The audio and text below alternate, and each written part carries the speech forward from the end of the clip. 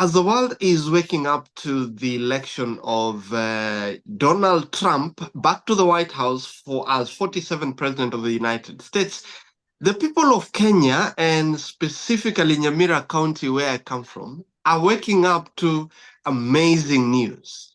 The first Kenyan ever elected into the House of Representatives, this time in Minnesota.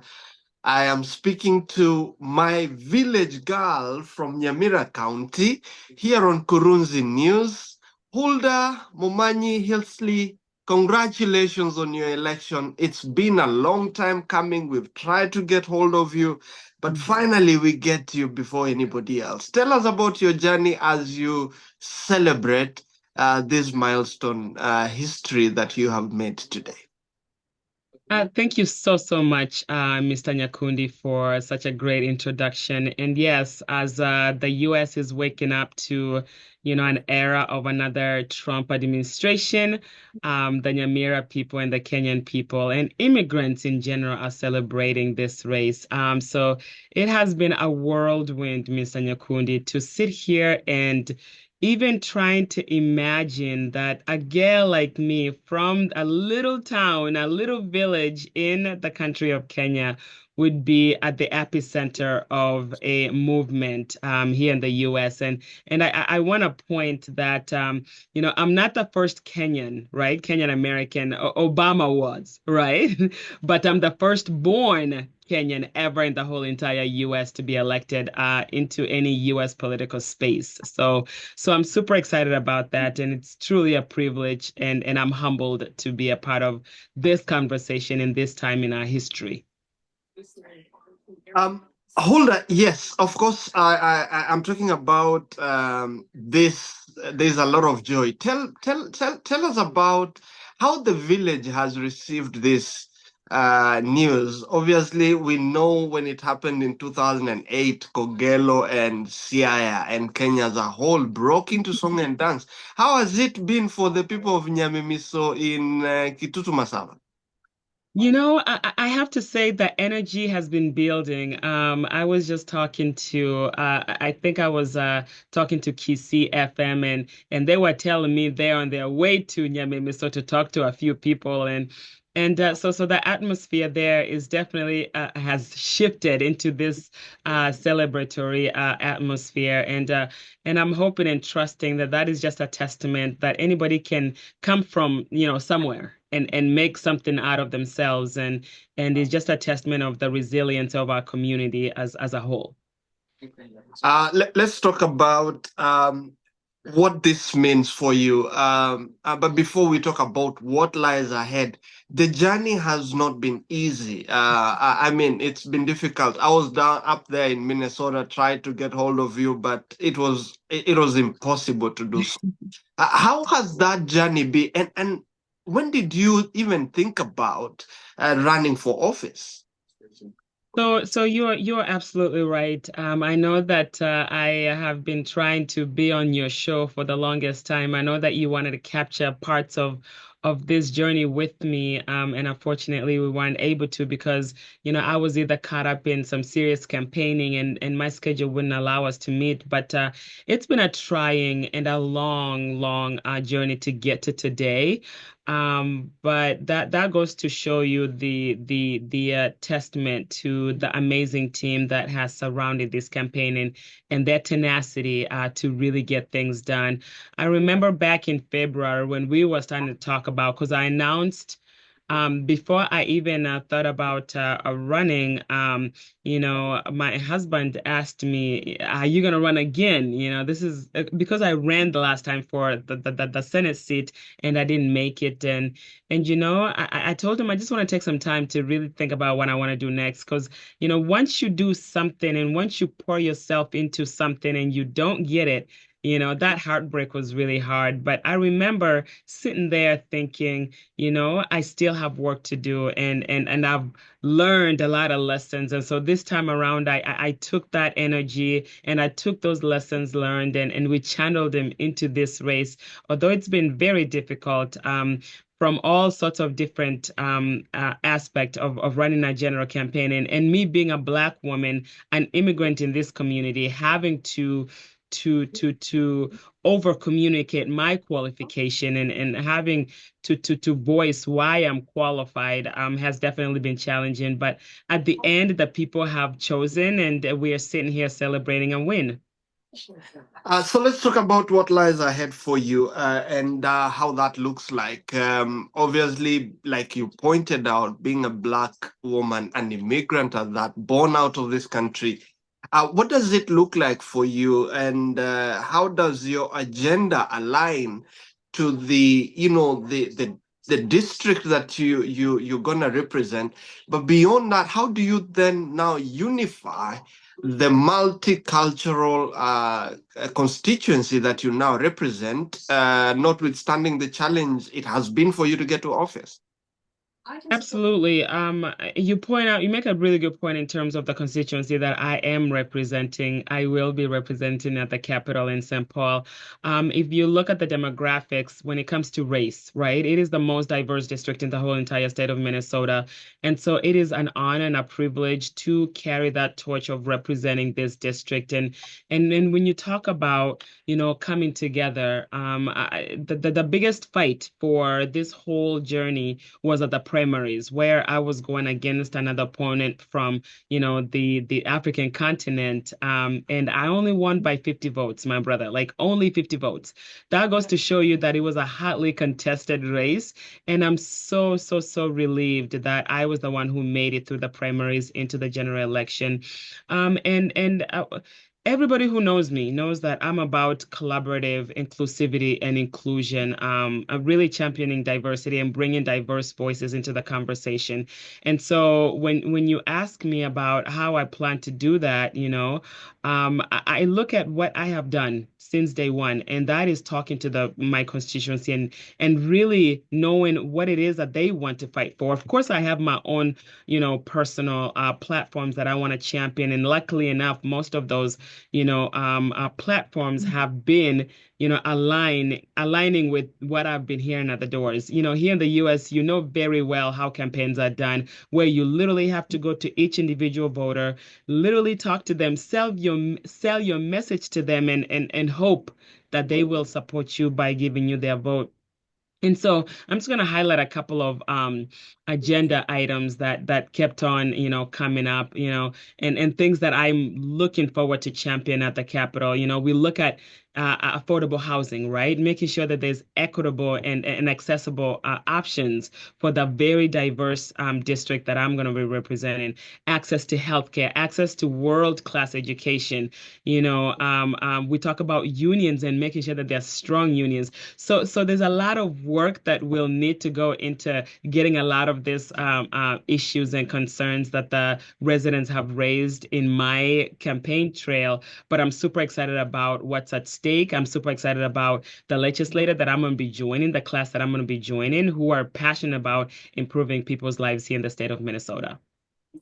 Well, that sounds good. And you ran again. Your slogan. You said stronger together. I had the occasion to speak to the mayor of Brooklyn Park, and he was really excited about your candidacy. And I don't know whether you've been able to speak to him or you're looking forward to, how that looks like working with him. He's really passionate about the African community in Brooklyn Park. But also beyond that, let me talk about your relationship with other similarly situated politicians in Minnesota. I'm talking about Omar, for example. Yes. Have you been able to interact with her? What has been her message to you? And also stretch it a little bit. I know we are almost caught up with time. Obviously, you are running on a Democratic ticket. It is heartbreak that Kamala Harris, the U.S. has to wait longer for first woman president. Your thoughts as well as we look into the future. What has your relationship been talking to, the mayor, for example, Omar, and other African politicians in Minnesota? But moving forward. What is the future of the Democratic Party from where you stand, going by the results that we've had from these elections? Yeah, so let me start. There's a couple of things there, and I know that we're running out of time here. So in regards to the mayor was actually at the watch party tonight. So me and the mayor are really good friends. I supported him when he, lost by 2 votes, 2 election cycles ago, and then I supported him again when he finally won, becoming the first Black mayor of this my city. So I'm excited to collaborate with him. I think he has some really good ideas about how he wants the legislator to support his initiatives, especially in the economic aspect of this city. He's really working really hard to bring in biotech industry into the city of Brooklyn Park. So I'm excited to partner with him on his legislative agenda. When you talk about the higher seats, we're talking about Congress. I had a great conversation with Senator Amy Klobuchar yesterday, right before the elections, and her message to me was, keep going. You got this. You have what it takes. And to hear that from, somebody who's, been in the national stage for as long as I could remember, right? It is definitely, it was encouraging. The Ilhan Omar team, we have been in communication for quite a long time.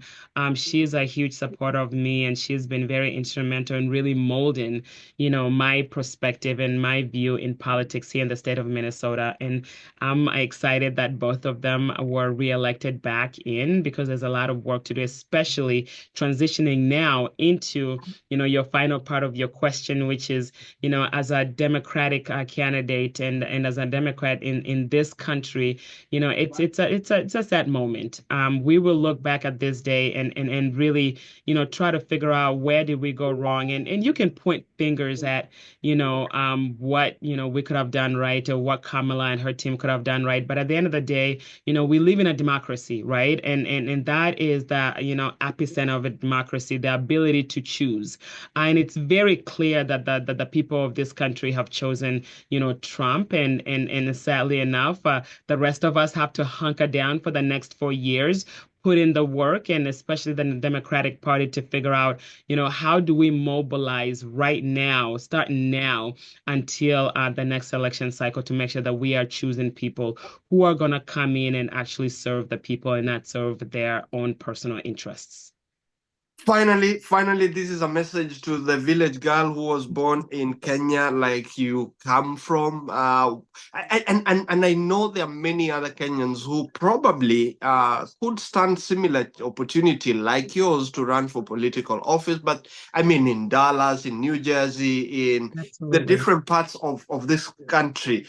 What is your message to them, and how do you inspire hope in a lot of those Kenyans who think, yeah, I got this, like Amy Klobuchar told you?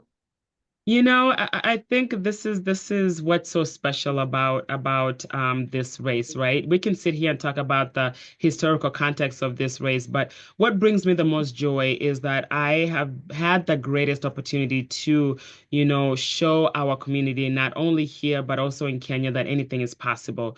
When we look at the Kenyan community here in Minnesota, and in the U.S. in general, we've been here for so long, but we have nothing to show for it when it comes to political power. And so, I look at this and say, I hope that people who are watching this, people who are reading this story, people who are waking up into this new dawn, will realize that, it's possible. We don't have to sit here and just focus on, going to work and going to church and then coming home and that's it. And building investment in investing in Kenya, we need to invest here, right? Most of our kids are not going back here. I always, tell our people that, we need to have a mind shift where we have to acknowledge that we are bearing our own here now. Our kids are not going to go back and, enjoy all of this hard work that we've put in. Most of those kids, this is home for them. So why not invest here? I'm not saying don't help back home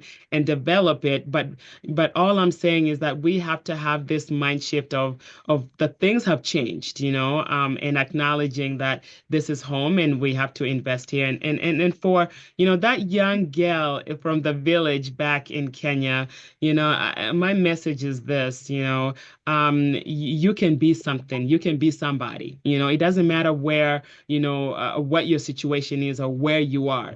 I was born in Kisii, Kenya, right? And here I am, running and winning in a foreign land. And so the magnitude of that is definitely, a heavy, and it's truly an honor to have that opportunity to be that role model. And like, Kamala has always said time and time again, I'll be the first, but I won't be the last, right? And so I am hoping that, this will be an opportunity for our people, both here and in Kenya and around the world, to know that whatever we are, we have a stake at it. And it's a matter of committing to that space and really owning your why and working towards that. Lastly, Huldah, are you looking forward to visiting home as you serve? I know it probably gives you goosebumps, but are you looking forward to going home back in the village?